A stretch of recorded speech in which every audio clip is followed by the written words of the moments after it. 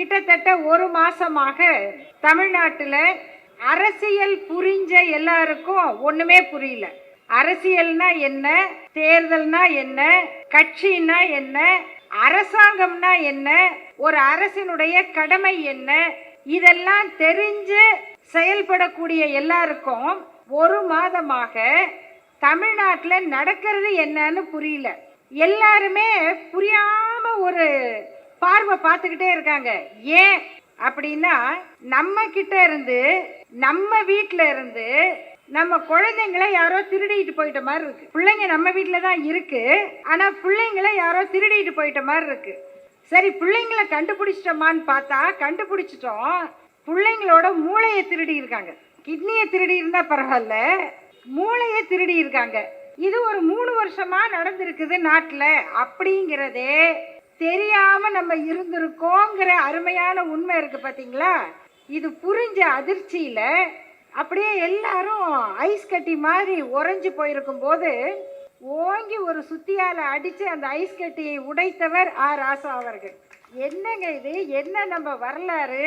நம்ம எத்தனை ஆண்டு இயக்கம், எவ்வளவு பேரு, எவ்வளவு பெரிய தலைவர்களை பார்த்த இயக்கம், எவ்வளவு போராட்டங்கள், எத்தனை சிறைச்சாலை, எத்தனை பேர் சிறைச்சாலையிலே உயிர் விட்டவர்கள், சிறைச்சாலையில் எழுதப்பட்ட டைரி ஒரு இயக்கத்தினுடைய வரலாற்று குறிப்பாக இருக்கிறதுனா அது இந்த திராவிட முன்னேற்ற கழகத்தினுடைய சிட்டிபாபு அவர்கள் எழுதிய அந்த டைரி குறிப்பு.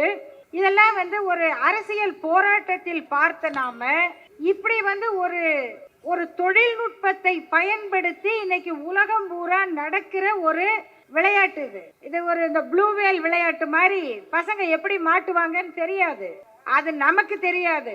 ஆனா அப்படி மாட்டிக்கொண்ட அந்த குழந்தைகள் அதுல இருந்து வெளியில வரமாட்டாங்க. அதுல பெரியவங்களை இழுத்து போடுவாங்க. யாரு தற்குறின்னு சொன்னா நான் எனக்கெல்லாம் கோபம் தான் வரும். நான் சொல்லாதீங்கன்னு தான் சொல்லுவேன். ஏன்னா யாரு சொல்றது? சின்ன குழந்தைய சொல்ல முடியுமா? முடியாது. என் பேத்தி சொல்லுச்சுங்க, அதனால நான் ஓட்டு போட்டேங்கன்னு சொல்றாரு அந்த தாத்தா தானே தற்குறி. யாருங்க தற்குறி? குழந்தை அப்படிதான் சொல்லும். குழந்தை அப்படிதான் சொல்லும். குழந்தை ரஜினிகாந்த் ஒரு பாட்டுல அப்படி அவர் நெற்றி துளிப்பட்டு பாறை ரெட்டை பிளவுட்டுருன்னா பிளக்கும் நம்பும் குழந்தை. உங்க வேர்வை துளிப்பட்டா பாறை உடையாது, எங்க சூப்பர் ஸ்டார் வேர்வை பட்டா பாறை 2ஆக உடையும் அப்படின்னு நம்புவதுதான் குழந்தையினுடைய மனம். அந்த குழந்தை சொல்லுச்சின்னு ஒரு தாத்தா பாட்டி ஓட்டு போட்டாங்களே, இன்னைக்கு அவங்க இந்த பேய் அடிச்ச மாதிரி கதையெல்லாம் கேட்டிருக்கோம் பாருங்க, அப்படி இருக்காங்களே. இப்படி ஒரு நிகழ்ச்சி தமிழ்நாட்டில் நடக்கும் என்று நாம எதிர்பார்க்கல. நாம இது செய்கிற வேலை என்ன, நம்ம படிப்புக்காக, நாட்டினுடைய வளர்ச்சிக்காக ஆற்றுகிற பணிகள் என்ன, இதை தான் நாம் இதுவரைக்கும் நேரடியாக பார்த்துக்கிட்டு இருந்தோம். அப்போ இதுதான் நடந்திருக்குன்னு தெரிஞ்சிட்டா அதை நம்ம கையில் எடுக்கணும்ல, நம்ம அது என்னன்னு மக்களுக்கு விளக்கி சொல்லணும்ல. அந்த அதிர்ச்சியிலிருந்து நம்மை கொண்டு வருவதற்கு தலைவர் கலைஞர் அவர்களை விட ஒரு சிறந்த உதாரணம் இந்த நாட்டில் யார் இருக்காங்க? 184 சட்டமன்ற இடங்களை வைத்திருந்த ஒரு அரசியல் இயக்கம் ஒரு அலை அடித்தது, ஒரு படி விழுந்தது, 2 பேர் சட்டமன்றத்திற்கு தேர்ந்தெடுக்கப்பட்டார்கள். அந்த வரலாற்றையும் பார்த்திருக்கிறோம் இல்லையா? அதனால அதுல இருந்து நம்ம மீண்டு நம்ம மக்களை பற்றி கவலைப்படுறதை விட்டுட்டு, மக்களுக்கு தெரியும், மக்களுக்கு புரியும், இது புரியாமல் நடந்த பிரச்சனை, அதுல இருந்து நாம செயல்பட ஆரம்பித்தால் மக்கள் தானாக உண்மையை, நிலையை உணர்ந்து அடுத்து மாற்றத்தை நோக்கி வருவார்கள். அதை ஏற்படுத்துகிற அந்த எழுச்சி ஏற்படுத்துகிற கடமையை செய்வதுதான் இன்றைக்கு கலைஞர் அவர்களுடைய பிறந்த நாளை நாம் கொண்டாடுவதனுடைய நோக்கம். உலகத்தில் பல தலைவர்கள் இடர்பாடுகளை எதிர்கொண்டு வெற்றி பெற்றிருக்கிறார்கள். ஆனால் வாழ்க்கை முழுக்க போராட்டத்தை சந்தித்த ஒரு தலைவர் கலைஞர். அவரோட அறிவுக்கு நிகராக இன்னொருத்தரை நம்ம சொல்ல முடியாது. ஆனால் அவரோட அறிவில் போட்டி போட முடியாதவரை அவரை விட வெற்றி பெற வைப்பார்கள். அதை அவர் பார்ப்பார். தந்தை பெரியாரிடம் கேட்டார்கள், நீங்க இந்த மக்களுக்கு நல்லது தானே செய்றீங்க, மக்களுக்கு நல்ல கருத்து தானே சொல்றீங்க. ஆனா உங்க மேல முட்டை அடிக்கிறாங்களே, உங்க மேல தக்காளி எடுத்து வீசுறாங்களே, உங்க மேல மலத்தை எடுத்து வீசுறாங்களே, இந்த மக்களுக்காக நீங்க போராடணுமா? இந்த கேள்வியை தந்தை பெரியாரிடம் கேட்டார்கள். அப்பொழுது தந்தை பெரியார் சொன்னார், அந்த அறிவு அவருக்கு இல்லையேங்கிறதுக்காக தானப்பா நான் போராட வந்தேன். தனக்காக போராடுகிறவர் யார் என்பதை கூட புரிந்து கொள்ள முடியாத நிலையில் இருக்கிற என் திராவிட சமுதாயத்தை மானமும் அறிவும் உள்ள சமுதாயமாக மாற்றி, மானமும் அறிவும் ரெண்டும் ரொம்ப முக்கியம். இன்னைக்கு நம்ம பார்க்குற காட்சிகளை பார்க்கும்போது படித்தவங்க மாதிரி இருப்பாங்க, அறிவு இருக்கா? தைரியமா பேசுறாங்க, மான உணர்ச்சி இருக்கா? இது இருக்கவங்க இப்படி பேசுவாங்களா? அந்த கேள்வி இன்னைக்கு நமக்கு வருதில்ல. நம்ம யாரையும் திட்ட வேண்டாம், ஆனா அவங்களுக்கு என்ன அறிவு இல்லை, ஏன் அதை அவங்க உணரலை, அதை சொல்ல வேண்டிய கடமை நமக்கு இருக்கிறது என்று சொன்னவர் தந்தை பெரியார். அந்த பெரியாரின் சீடர் தான் முத்தமிழறிஞர் கலைஞர் அவர்கள். அவருக்கு வெற்றி தோல்வி இரண்டும் ஒன்று அப்படின்னு சொல்ல முடியாது. வெற்றி பெற்றால் அது கடமை பொறுப்பு, தோல்வி அடைந்தால் அது எழுச்சி போராட்டம். வென்ற காலத்தில் இருக்கிற அமைதியை விட தோற்ற காலத்தில் ஏற்படுகிற எழுச்சி தான் அடுத்த 5 வருஷத்துக்கு இந்த நாட்டை காப்பாற்றும். நம்ம வேடிக்கை பார்க்கலாம், இல்லை நம்ம வேடிக்கை பார்த்தா நாடு விளங்காது.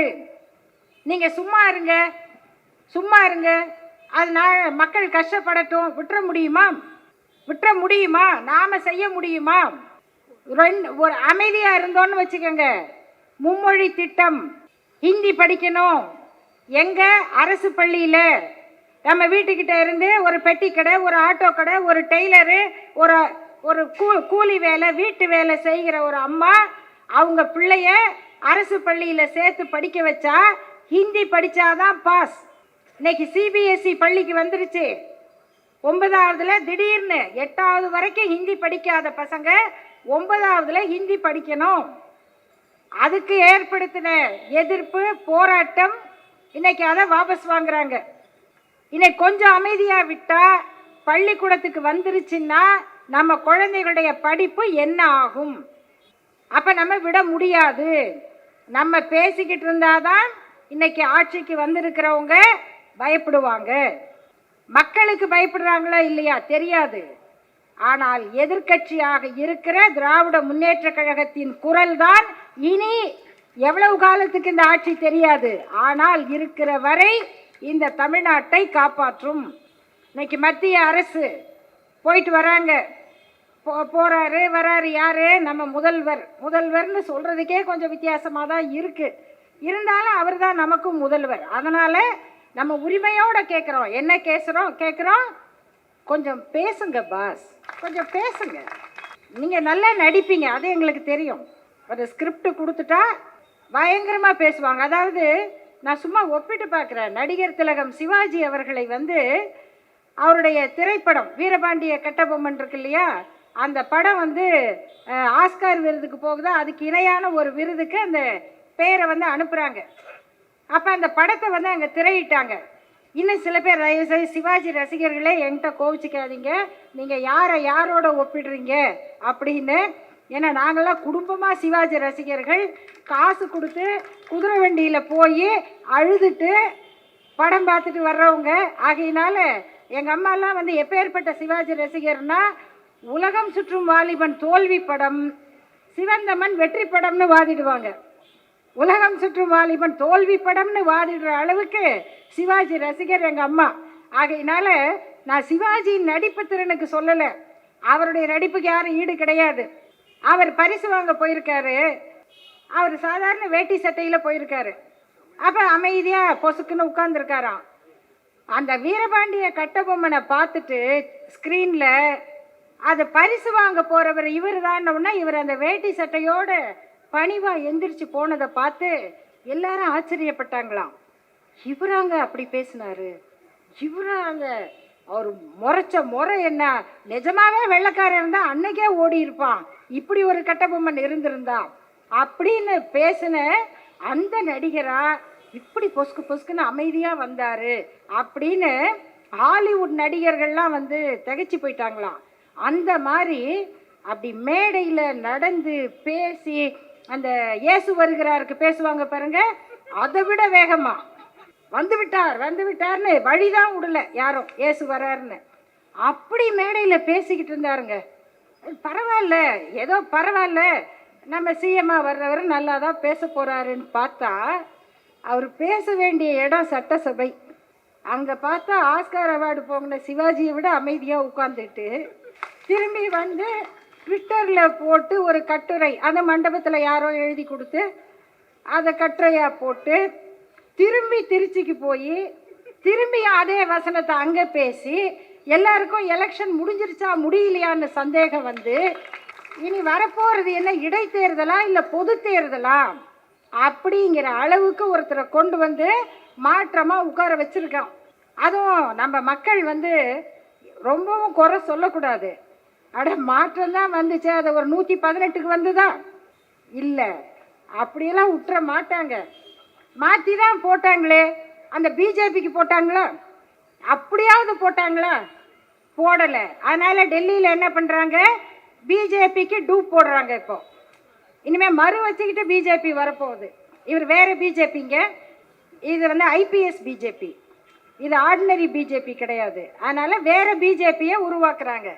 அப்புறம் பெரியாரை ஒழிச்சே தீருவேன்னு ஒருத்தர் தொண்டை வத்த பேசிக்கிட்டு இருந்தார். அவருக்கு வந்து எல்லா இடத்துலையும் டெபாசிட்டை காலி பண்ணிட்டாங்க. நீங்கள் கொள்கைக்காவது பெரியாரை சொல்கிறாரா, அம்பேத்கரை சொல்கிறாரா அப்படின்னு பார்க்குறாங்க. அப்போது மக்களுக்கு என்னமோ ஒன்று புரியுது, என்னமோ ஒன்று புரியல, அவ்வளோதான் பிரச்சனை. இந்த இடத்துல இருந்து நண்பர்களே, நாம் எதற்காக தோன்றிய இயக்கம் என்றால் இந்த இனத்தினுடைய முன்னேற்றத்துக்காக தோன்றிய இயக்கம், இந்த நாட்டினுடைய வளர்ச்சிக்காக தோன்றிய இயக்கம், வெறும் ஒரு தேர்தலுக்காக தோன்றிய இயக்கம் அல்ல. எனவே இந்த தோல்வி என்பது சில நாட்களுக்கானது அல்லது சில ஆண்டுகளுக்கானது, அவ்வளவுதான். ஆனால் நம்முடைய பணி என்பது அடுத்த அடுத்த அடுத்த தலைமுறைகளுக்கானது.